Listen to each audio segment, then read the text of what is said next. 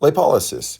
Okay, so it's January 5th. You got a New Year's resolution. You want to lose weight. You haven't quit on it yet. You got a couple extra, lbs around the midsection from the winter holidays. What's going to happen? We have our adipocytes. We want to break down our the triglycerides into fatty acids, shown here, which have to, because they're nonpolar, ride on the back of albumin, and glycerol. Glycerol is going to go to the liver. It's going to do gluconeogenesis to become glucose, right? Maybe it's like 10 hours you haven't eaten or something. You're trying to get intermittent fasting. So that's one thing. The fatty acids go directly to the muscle, the heart, beta oxidation to generate ATP. They can also go to the liver, where they're just packaged up in this, just bundled up nicely and neatly into these little VLDLs. These are also sent to the skeletal muscle in the heart to do more beta oxidation. If we have more fatty acids, it's broken down into acetyl-CoA, which can generate ketones, ketogenesis. Those ketones can flow through the blood, and we can just get ketolysis in the muscles, ketolysis in the heart, generating energy. But the difference is we can also go to the brain and the blood. Fatty acids are not allowed through the blood-brain barrier, so we're not going to get any energy from the brain. And the fatty acid breakdown can't happen in a red blood cell because you need a mitochondria to do beta oxidation. So they can't use fatty acids in a state of extreme starvation.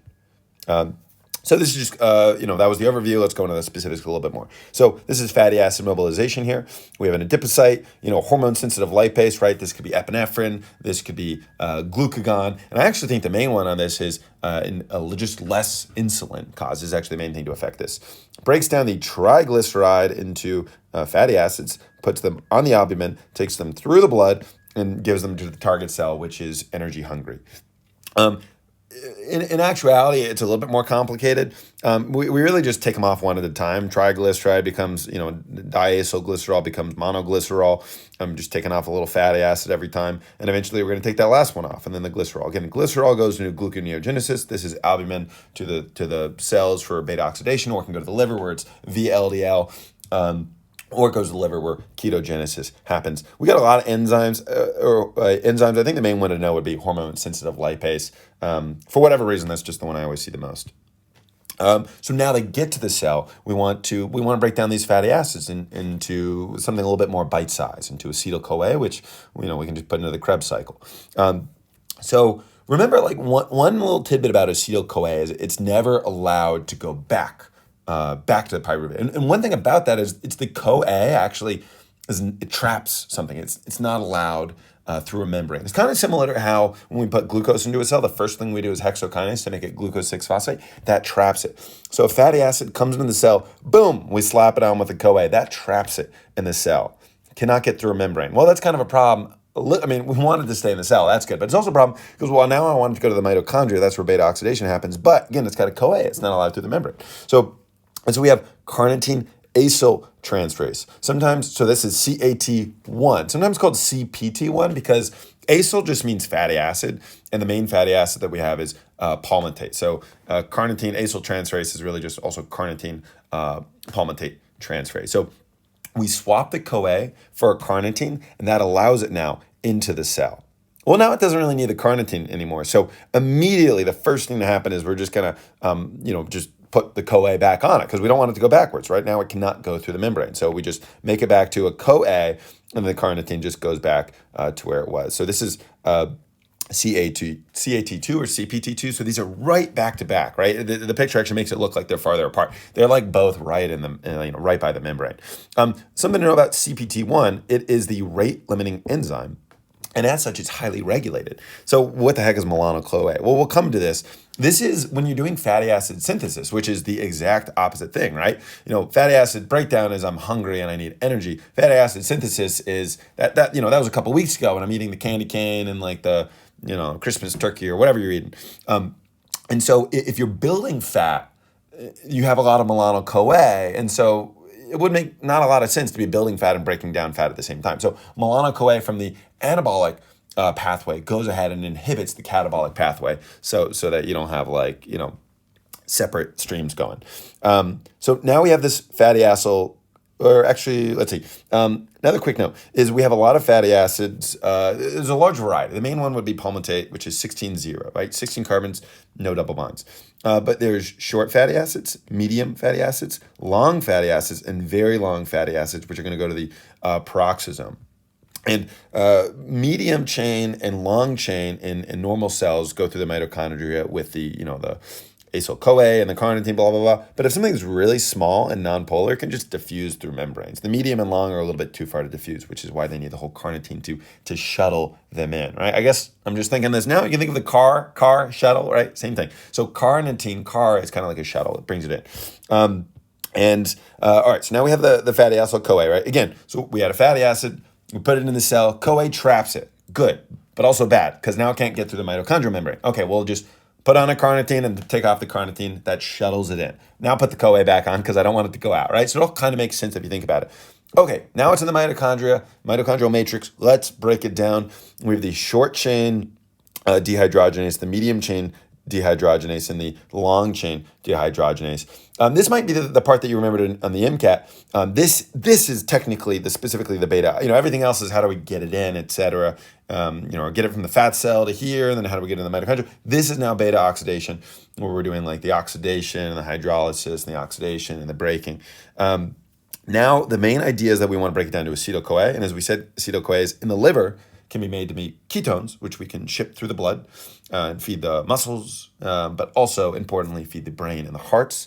Or it's acetyl-CoA, so any cell can just do Krebs cycle and generate ATP with this. So a little bit more on this right over here. So these enzymes, let's just pretend like it's one. They're all doing the same thing, just for different lengths. So these chain dehydrogenases are going to have 4 steps. So we're first going to oxidize something. And look at this. We got a carbon with 4 hydrogens. Now we're going to oxidize it. What do you know? There's only 2 hydrogens. And then we're going to hydrate it. Okay, well, here I have, just no OH, and here I have an OH. Great. So that was the hydration step. Let's oxidize this. Okay, again, here is an OH. Boom. Here is a double bond O. It's been oxidized. And I have less hydrogens. Oxidation is just kind of more bonds to oxygen and less bonds with carbon and hydrogen is the way I would think of it.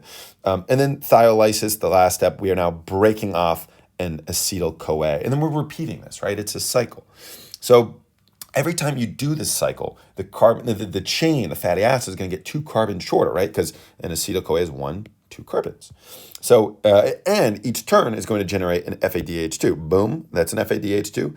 And an NADH, there's my NADH. And as we just said, we have our acetyl-CoA. So every turn generates an FADH2 and an NADH and an acetyl-CoA.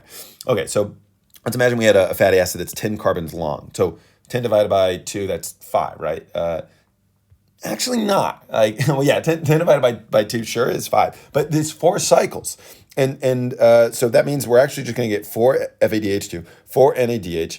You produce 4 acetyl-CoA here, but remember, like you have at the end just a fatty acid left over. You're ending with the 2 carbon. You don't need to do that 5th cycle. You just got an acetyl-CoA automatically without doing the 5th cycle. So just think if you have 10, you're trying to go to 2, 10, 8, 6, 4, 2. That's the first cycle, the second cycle, the third, the fourth. You don't need to do a 5th cycle because, again, you end up, your final thing is 2 carbons. That's an acetyl-CoA, you're done. So if we have palmitate, the main one, 16 carbons would be 7 cycles. So I get 7 FADH2. Each one of these is 1.5. That's 10.5. 7 NADH. That's 2.5. So that's 17.5. And you generate 7 acetyl-CoAs, but at the end you're just left with that last one. So you have 8 acetyl-CoAs. Each one is about 10 ATP. So boom, that's how much you get. So ideally, we would like to do an even breakdown, but what if we do an odd breakdown? So odd is also going to happen in the mitochondria. So 11 to 9 to 7 to 5 to 3. Oh no, we don't know what to do with 3, or maybe we do, but it's just more work. And remember, propane is 3, so propionyl-CoA makes sense. The propyonyl, so it's hard to deal with odd numbers for whatever reason, so we're going to do a carboxylase. Anytime you do a carboxylase, you have biotin. So I would just notice, anytime you see malonyl, it always means 3. And so this is now methyl malonyl. Methyl is 1 and malonyl is 3. So now it's 4 carbons. It's something we can deal with again.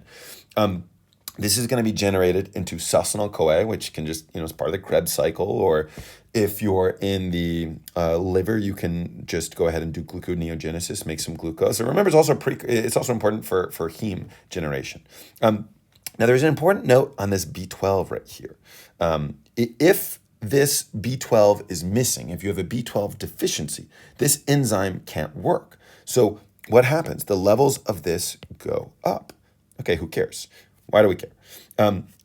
We'll get to one sec. So if the B12 is not there, methylmalonic acid goes up. Who cares?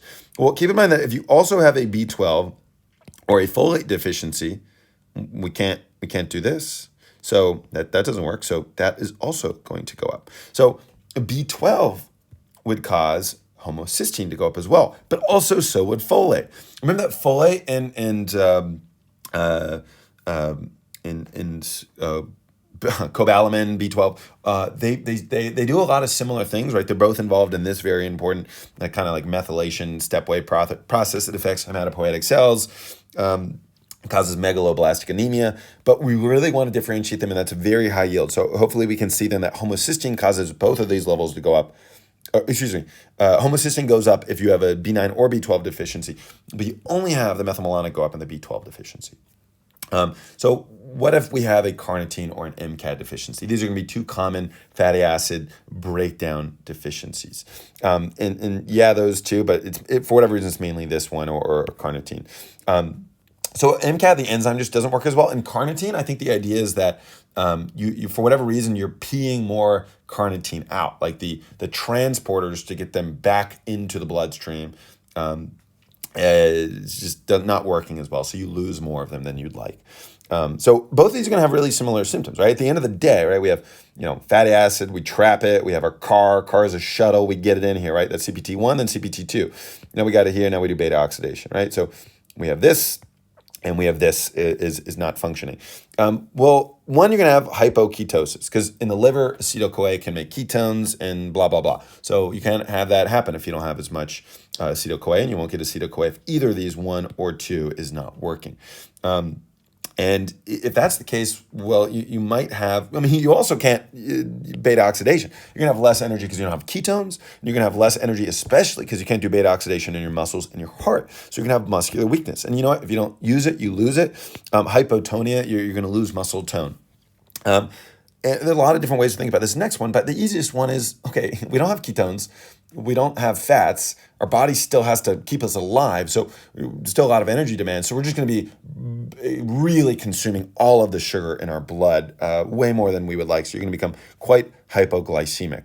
Now, what's going to be a buildup? If you have carnitine issues, well, then you're going to have fatty acid accumulate in the cell, right? Because where do you stop? You stop right over here, fatty acyl-CoA, and you can't put the carnitine on it. And remember that CoA traps it, so it's just trapped in the cell. It can't really go anywhere. And this is going to happen a lot in the myocytes because that's where we have lots of fatty acid. So a lot of these fatty acid, acyl-CoAs stuck in the myocytes. If you have an MCAD deficiency, okay, well, this works. So we can shuttle it in to the matrix. But you now can't do this. This doesn't work. Oh, crap. Well, remember that one of the things about the carnitine is that if carnitine is attached to it, it can move through. The car is a shuttle. It can move through the membranes. So if it can't be broken down, it's gonna build up, and I'm sure it's more complicated. There's some sort of regulation, but the carnitine can be attached. We just can't break it down, but it can move. It can move through the membranes here, and it can move out of the cell as well. And so you're actually going to find a little bit of these acyl carnitine structures in the blood. And somehow the breakdown of this generates a dicarboxylic acid. That's super high yield. You see dicarboxylic acid, you have an MCAD issue. Now the treatment, remember that carnitine is we're like peeing too much out, but we're getting some back, right? It's not binary. So just supplement carnitine in the diet, and I guess if you have enough carnitine, it's going to raise the levels, and that can fix it. If you have an MCAD issue, remember that hypoglycemic is a big one. So if you just avoid fasting, just constantly have a high carb diet, that theoretically could be enough to fuel your muscles and your body and everything. Because you don't really need ketones for the brain and red blood cells if you have enough glucose. And I guess if you have enough glucose, you don't really need to do beta oxidation either. ketogenesis. So ketogenesis, a lot of stuff. So we're taking acetyl-CoAs and we're making lots of cool stuff. Only really important enzyme to recognize here is the HMG-CoA synthase. This can generate acetoacetate and also beta-hydroxybutyrate. Those are the important downstream ketones to know. And the ketone, it's really just a shuttling mechanism because, again, acetyl-CoA, CoA is trapping it. You're not allowed it through the membrane if you have a CoA. So problem is we want to get energy to our brain or to our muscles because we haven't eaten in forever. But you got all this CoA and you need to do something. So HMG-CoA synthase is going to make acetoacetate, beta-hydroxybutyrate. These are allowed into the blood. They go for a swim. They're going to move throughout your body. Acetone is very volatile, so this can be breathed out. People can smell that. The acetoacetates then go into, so this is like a bug, not a feature.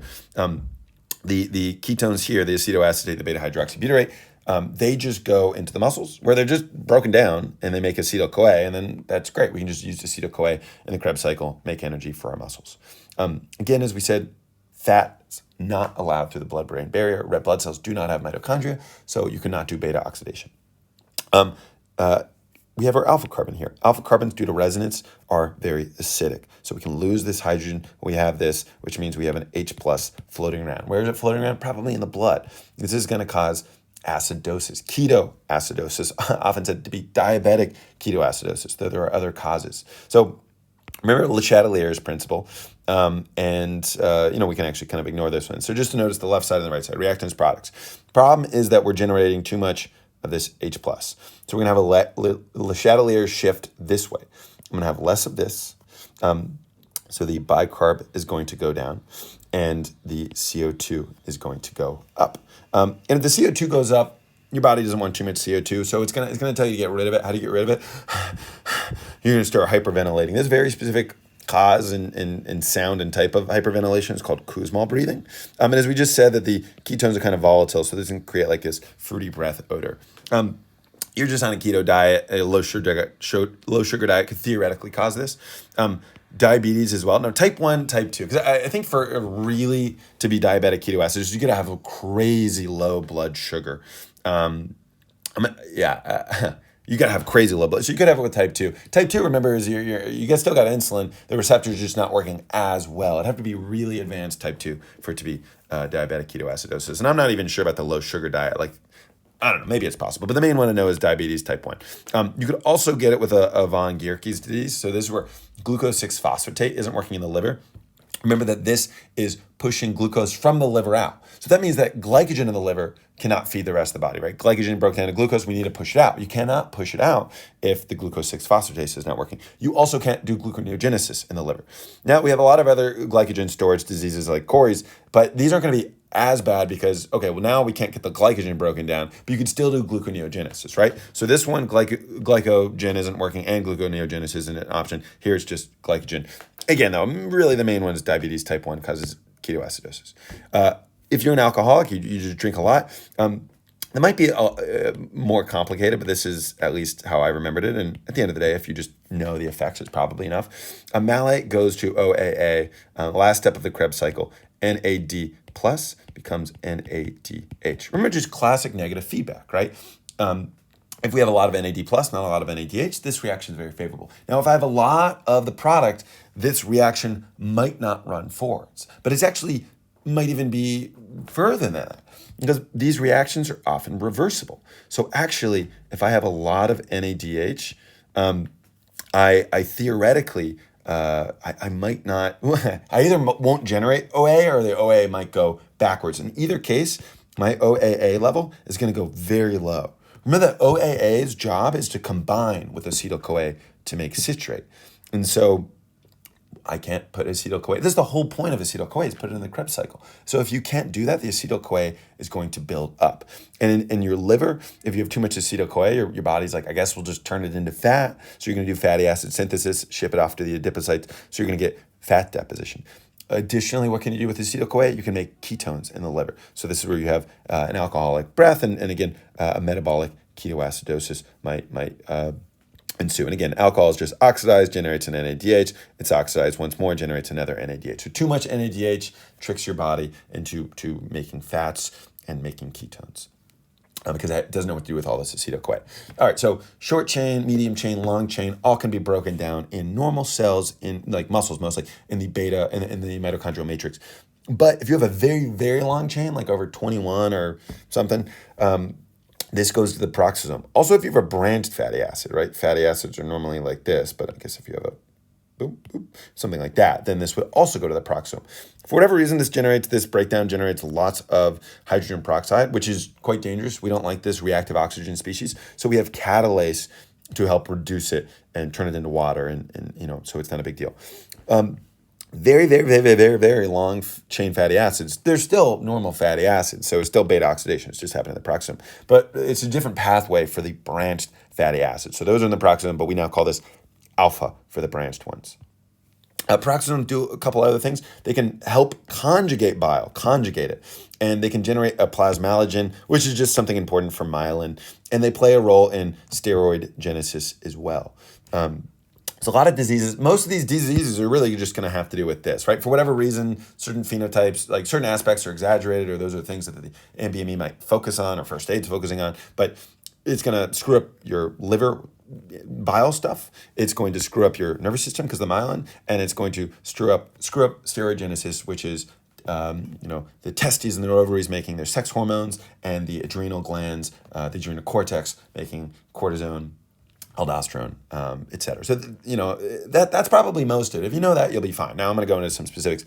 Zellweger syndrome. This is going to be the worst one. Why? Because you're just not getting any peroxisomes. If you don't have any peroxisomes, you're screwed. And these kids die, I think, within less than a year. So they might say failure to thrive, which just means it's not growing, it's not developing, and it probably will die. Very long chain fatty acids accumulate, and that's because they need to be broken down in the peroxisome, and it's just that's not there. Now, why? Would branched chain fatty acids also accumulate? Yes. Why doesn't first aid or other videos talk about this? It's probably just the case that very long chain fatty acids are more common than branched chain, and so that's just the thing they focus on. So just keep take a grain of salt. Think about this when you're sometimes they'll say something and it's just why do they say this and not this? And it might be just some sort of like boring nebulous reason behind that. That's at least how I interpret this. Hepatomegaly. Well, I would assume because you're bringing bile into the liver, but you're then not able to conjugate it to push it out. So the liver might swell up, and if we don't have bile, we're going to get jaundice and central nervous system issues. We said no plasmalogen, you can't generate myelin. X-linked, okay, just know it's X-linked. Adrenal glands. Remember, we can't make steroids. Leuco, why leuco? Like leukocyte? Yeah, but it's not the immune system. Leukocyte is just a white blood cell. White here just means myelin. Myelin is white. So this is specifically the beta oxidation of the very long chain fatty acids. So over time, these are going to accumulate. So someone's like 8 or 9, they're fine. But when they turn 10, maybe not 10, but like as they reach early adolescence, now the fatty acids are accumulating that they're going to have all of these symptoms. So the accumulation over time it's going to screw up, as we said, the adrenal glands and all of this stuff is just not going to work, as we said. Testes, not going to work. CNS, no plasmalogen, because your peroxisomes, like your cells die, your peroxisomes are going to stop working if they're too swollen with very long chain fatty acids that they can't break down. Nervous system issues.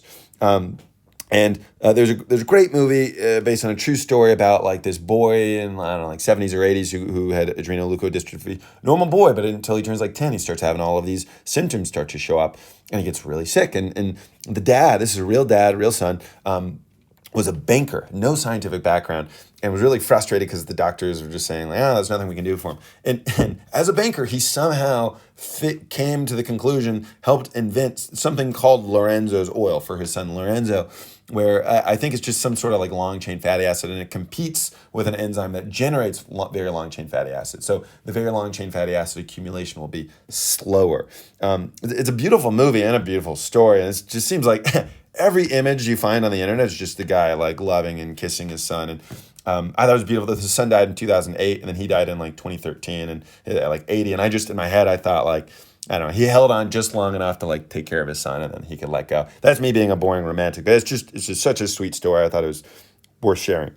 Refsums, we have decreased alpha oxidation. Remember, this is branched chain fatty acids. You get a buildup of something called phytanic acid. Also, over time, accumulates, peroxisomes don't work. CNS issues, probably other issues too, but this is the one they focus on. Short and fourth toe, that's going to be the giveaway. They mentioned that, it's Refsum.